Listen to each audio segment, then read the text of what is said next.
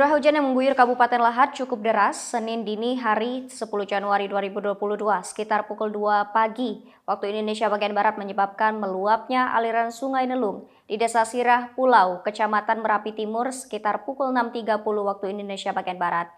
Air bah tiba-tiba merendam lebih kurang 70 pemukiman penduduk dengan ketinggian 50 cm yang memang tidak berjauhan dengan anak sungai tersebut.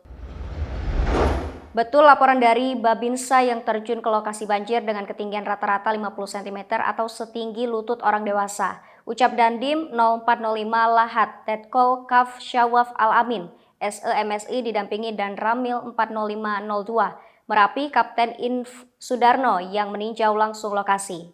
Syawaf menambahkan tidak ada korban jiwa, untuk kerugian material harta benda belum ditafsir.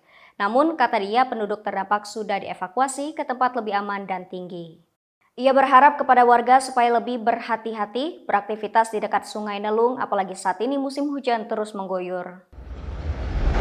Sementara itu, Camat Merapi Timur Darmi Valentina BA membenarkan Dusun 1 Desa Sirah Pulau terendam banjir. Hal ini meluapnya anak Sungai Nelung yang kebetulan tidak berjauhan dari pemukiman warga.